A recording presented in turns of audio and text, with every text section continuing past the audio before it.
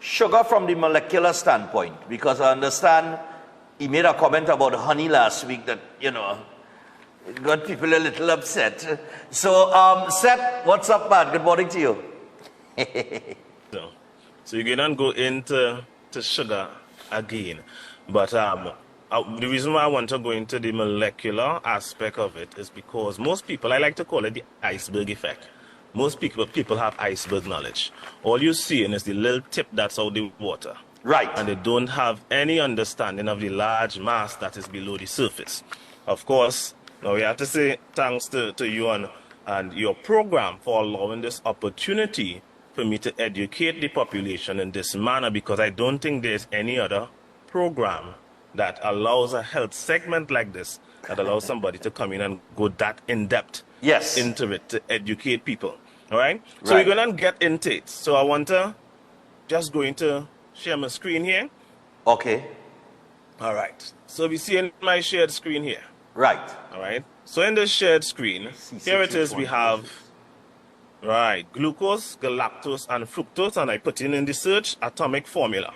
So the atomic formula, I could call it molecular formula, chemical formula. What came up? C6H12O6. What does that mean? What is that? It means 6 carbons of 6 carbon atoms, 12 hydrogen atoms, and 6 oxygen atoms.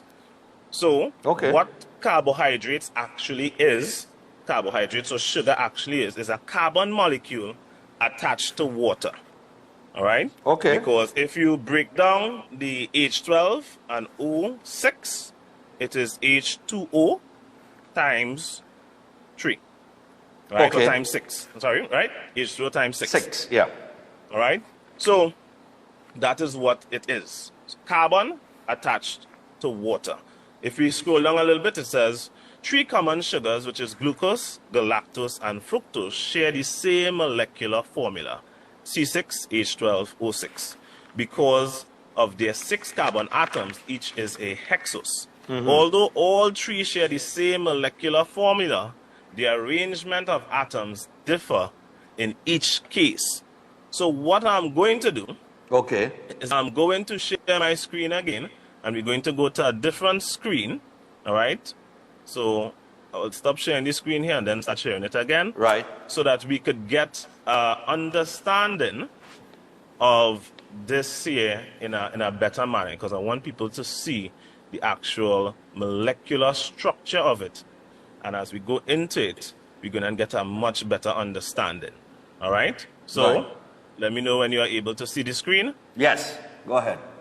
All right. Let me open it here larger. So glucose, galactose, and fructose.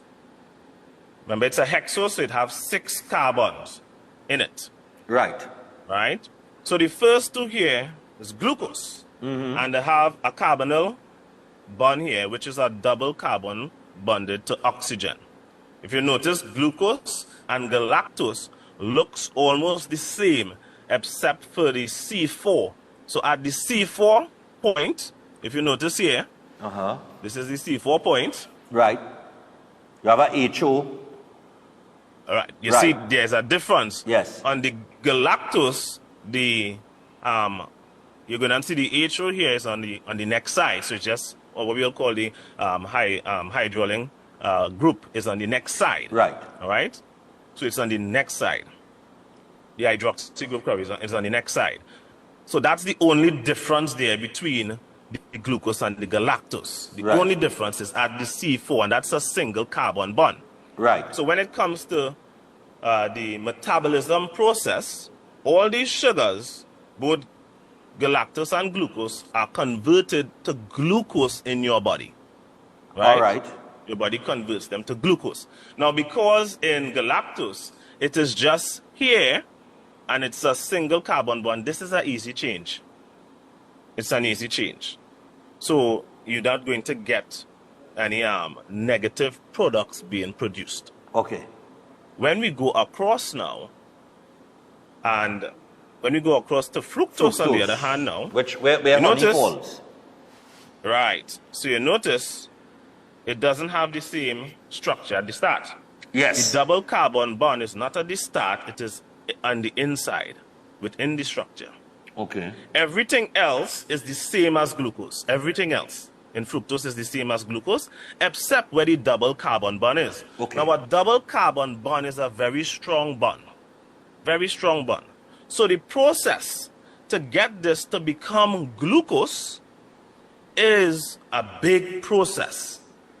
All right? It's a big process. So this is why glucose and galactose are in the category of aldehydes, because of where their double carbon bond is located, and fructose is in the category of a ketone. So glucose and galactose are called aldose, and fructose is called ketose. Okay. Right? That's the category. Now, to convert the fructose into glucose, it takes a lot of work, and there's a lot of byproducts produced. A lot of byproducts produced that are harmful. And I'm not saying this happens sometimes. It happens all the time. Okay. Whenever you consume fructose, the body have to convert it to glucose, and it is always going to produce harmful byproducts. One of those harmful byproducts is uric acid.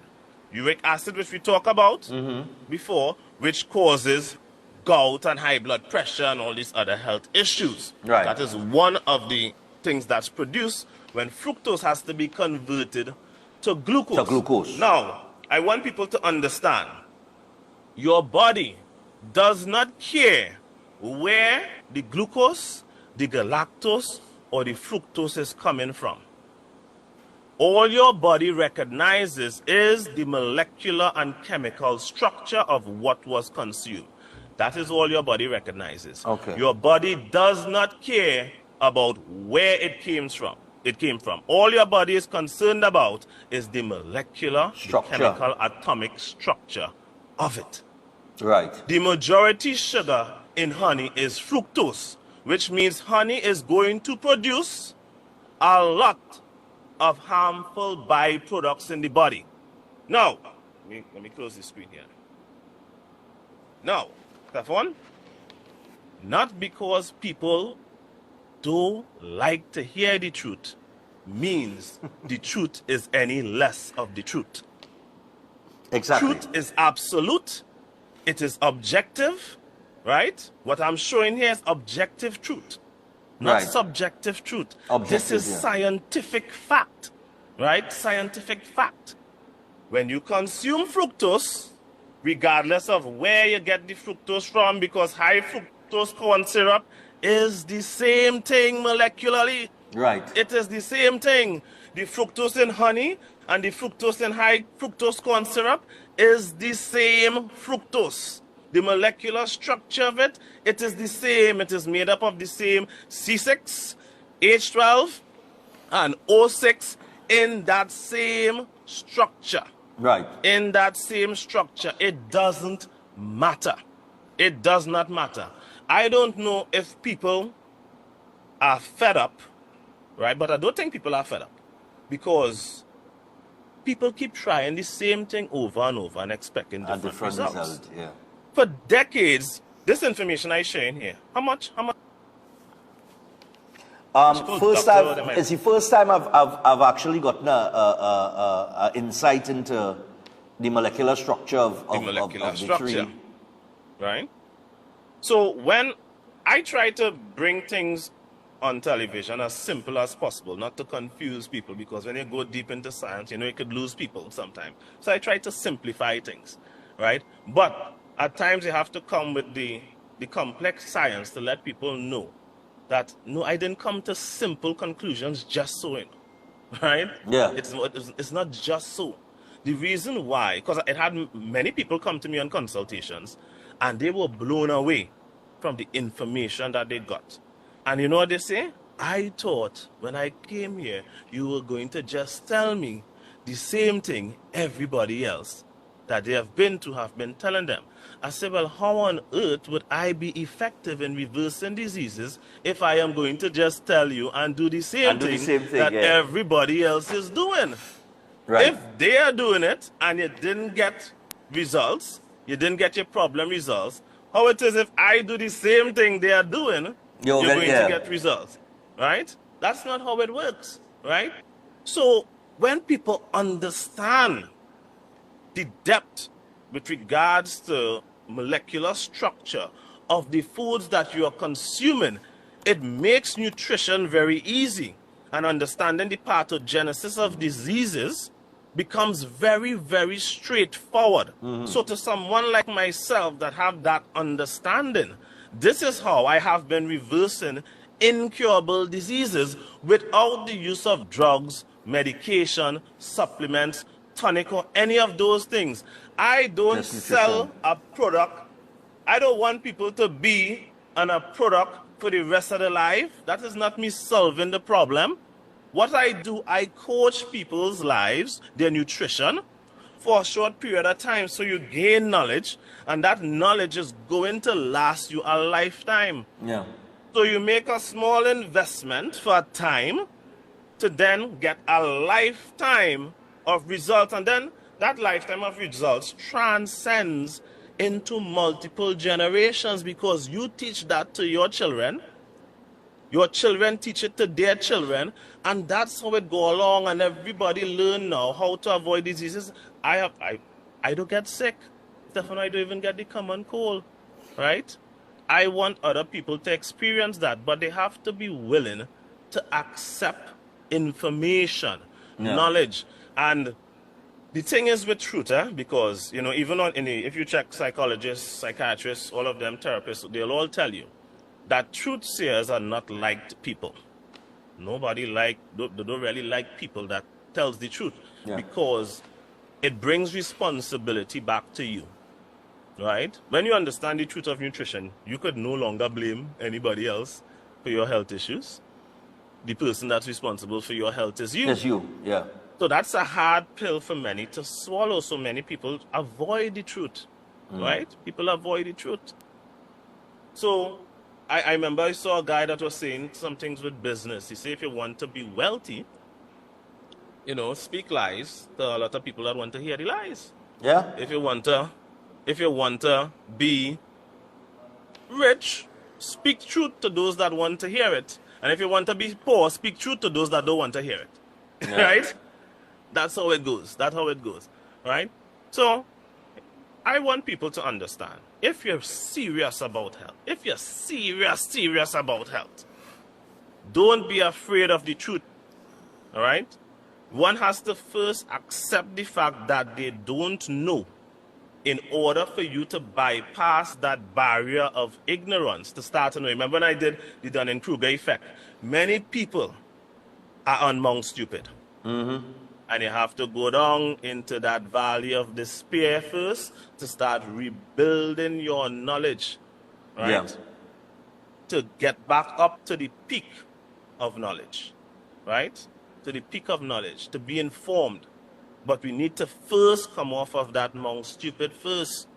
You can't be rejecting information, right? And this is something I have observed with a lot of Trinidadians. They would fight you on a topic that they know absolutely nothing on. About. Yeah. Nothing on it, you know, Stefan. When I say nothing, I mean nothing, you know. Yeah. And they would fight you on it.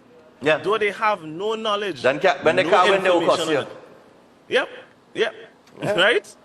And I am trying to help the nation. We are number 4, well, up to 2019, we were number 14 in the world for sickest country in the world. Number 14. Little old Trinidad. Of course, you know, things get worse now, right? This was 2019 data. We are number 1 in the world for diabetes. Number 14 in the world for lower leg amputations. Number 8 in the world for diabetes in children under the age of 5. 5, yeah. In the year 2000, our children under the age of 18, 12% of them were in the overweight and obese category in the year 2000. And by the year 2020, we moved from 12% to 56% of our youths being overweight and obese. And that has gone up since 2020, where we are now. All that tells us, because we're living in a time, we have the most amount of doctors, most amount of nurses, most amount of nutritionists Advancement in dietitians, medicine and technology and naturopaths, everything. advancement in medicine, pharmaceuticals, medical devices. We have the most amount of healthcare technology ever in the history of the existence of mankind. And we also have the sickest amount of people ever, right? It should send a message. It means we're doing something totally off. But when you see diabetes, the profit of diabetes is what? I think I did a segment last year before showing by 2025 it's started to make $117 billion in profit. Yeah. Right? From managing diabetes. Not reversing. Managing it, making sure that the disease lasts. A disease that is easily reversible or no? Yeah. Easily reversible. Right? When you understand sugar, you understand the molecular structure and composition of sugar, easily reversible. But that ain't happening because it's too profitable, and we blindly trust the people that keeping us sick all the time. All the time. Right? Yeah. I have only seen one statistic that reduced. Now, cardiac disease is still the #1 killer. But cardiac deaths over the past, I think it's 10 or 20 years, have reduced by 7%. By 7%. So people might say, we're making improvements there. But you know, it have a saying, there are no solutions, only trade-offs. Yeah. So we had a reduction in cardiac deaths, not in the amount of cardiac disease. Cardiac diseases are still on the rise. Right. But in cardiac deaths reduced by 7% due to the use of statin drugs. Mm-hmm. Right? But the trade-off with that is we now have an increase in Alzheimer's deaths by 147%. So we get a reduction in cardiac deaths. A small reduction. Of 7%, small reduction. By a huge increase. And an increase by 140% increase, right? In Alzheimer's death. So the same people with the cardiac disease, 7% of them just dying from Alzheimer's before the cardiac disease, right? That is not a good trade-off. That is not a good trade-off at all, right? Not a good trade-off. Because we're not dealing with root cause. Yeah. So, Sadwayo's Holistic Health Clinic, that's what we deal with. I don't sell you a product, no. I sell you information and knowledge that would last you a lifetime. That is what I want people to invest in. Not taking a product and you taking a product blindly. You don't know what it's doing for you. You don't know the side effect of it, what it causing to the body. I have no product to sell, Stefan. Yeah. And that you know, you simply, you know, I mean, your program is to get people off of products and not even and get people off of being your client as well, because from the time they reverse the problem, there's no need to. They just have to continue with what they've learned, and then you do have a client. So it's not about making money for the rest of your life.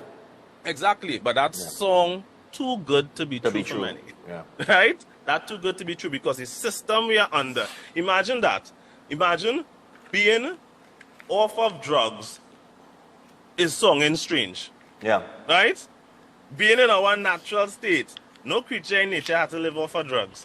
But people find, he talking about living off of drugs? No tonic and nothing? Something wrong. That is how corrupted and twisted and misinformed the population has become. Where living on medication, that seems right and that's the right thing, that's the right thing. And not living on it is the wrong thing. To be on this and well, I mean, you know, these are the twists and turns in terms of marketing and how people sell things. But, you know, I've always believed that what you're selling, in my conversations with you, and just so you know you operate, that what you're selling is genuine. Because you're not out to make,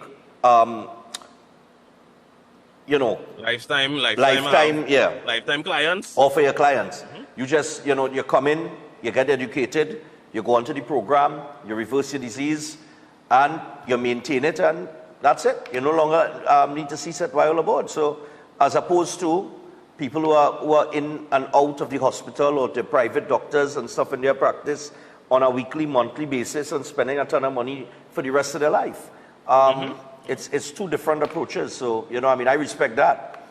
But I know this is we gotta wrap up. But this is the last one until after Carnival. So you have a little vacation. So we're gonna resume after Carnival. So I don't know what you intend to do in that specific period. But I know the health clinic will be open. Yes. So the ads will still continue to run on the segment. right? So that would continue, so people at least would still be aware that I'm still around. You're operating. Still around. All right. And operating. All right, well, Seth, I want to tell you all the best for the season. Do enjoy the Christmas, which should be your time of the year, because I know you're doing all the cooking yourself. My diet stays the same throughout the year. It doesn't change. Doesn't change a bit. Nothing changes. Boy. Nothing changes. But enjoy the season, man. And of course, you get the opportunity as we wrap things up to wish the audience, a Merry Christmas as well and Happy New Year. So I want to wish all of our viewers, all of our fans, well-wishers, non-well-wishers as well, everybody. I want to wish them a very prosperous season. And I hope you all, took in the segment from last week and week before with regards to what happens during this season with regards to health, and we be more cautious, more mindful of what we put into ourselves, because I want you all, every one of us, to make it out again for 2025, right? Yeah. So us could reach another year, another milestone, see that new year and see it in good health, all right? Good health. So you all do take care of yourselves, and this is, I think, the end of year 4. Yeah. Right? I think it's the 4th year. Already? On the program. Yep. So looking forward to another good year on the program, educating the population. Mm-hmm. Yes, I know some things are controversial, but it's the truth nonetheless. So we're looking for more truth bombs coming in 2025 with regards to health, so that we could all focus on reversing our illnesses naturally and getting off of all these unnatural stuff. All right? Nice so one. Thank you all for being great fans, great viewers. All right, Seth. I'll see you.